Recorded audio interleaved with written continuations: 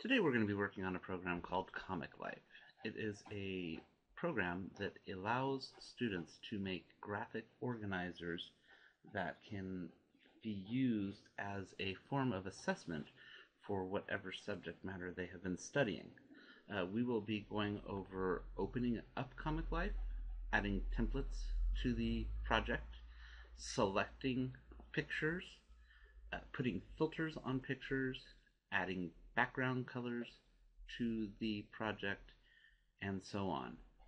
The first thing we're going to do is find the icon that says Comic Life and double click on it. When we do that, Comic Life comes up.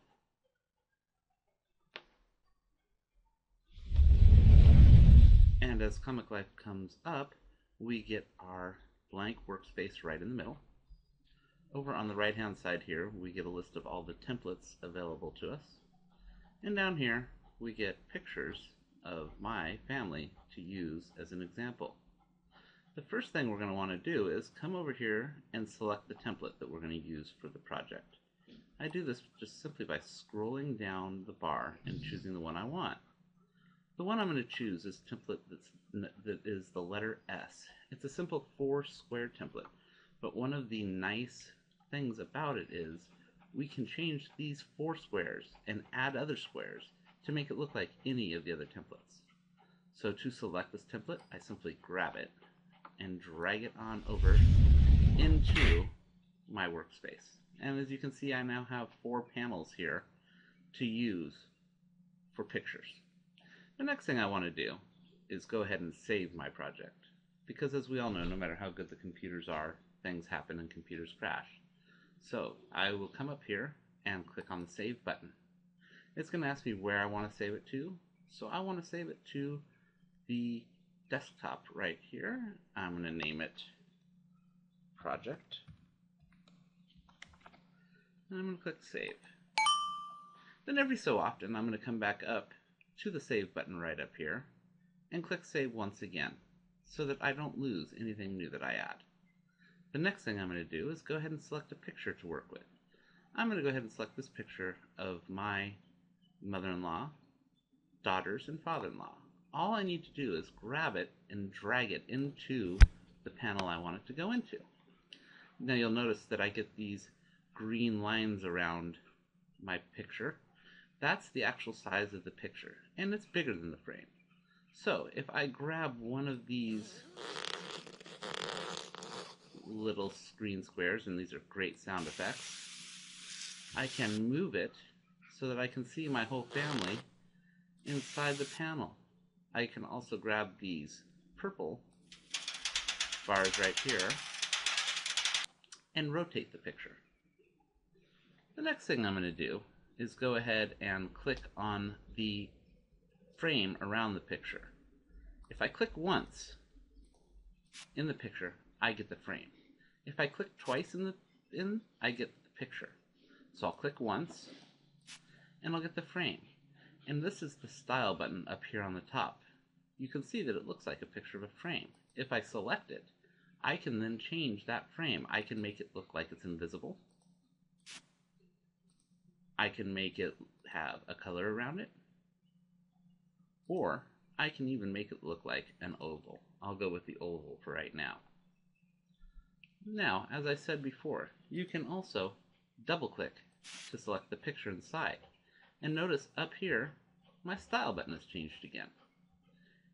If I click on the style button, it gives me a bunch of different options to add filters onto this photo.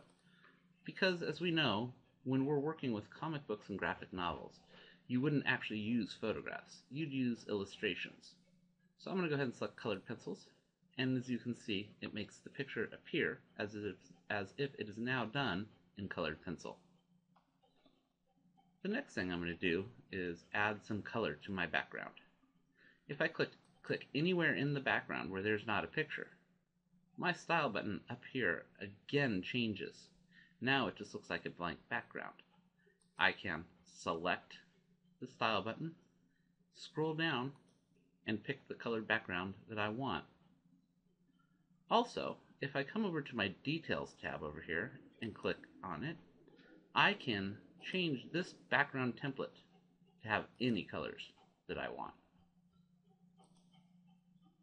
The next thing I'm going to do is add a little bit of lettering to my picture. Now, lettering is the boom text that you really want this to stick out and attract the eyes of the reader. All I need to do is drag it up and start to type. I'll type project again and click place lettering. The students love this. As you can see, it's hard to read right now, but if I grab these circles that are surrounding the word, I can make it so it's much easier to read. Also, notice that my style button has changed once again. If I click on this, I have all these different options of lettering that I can move to, including some that are a lot more easy to read.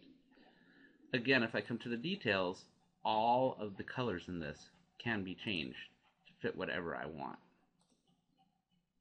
If I want to use a thought bubble because somebody in my project is saying something, I come down here to our thought bubbles in text area and grab the thought bubble I want and simply drag it up into the picture. Let go of it and simply start typing.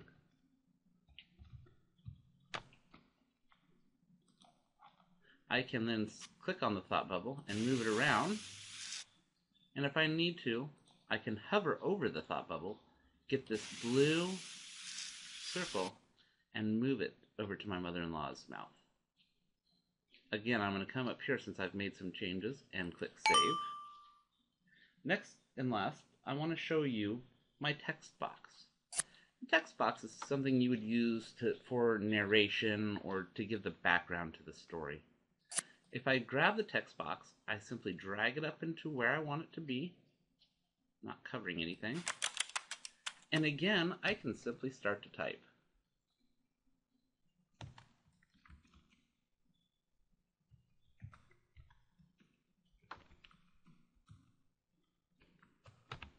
Once I click off, it all fits into the box.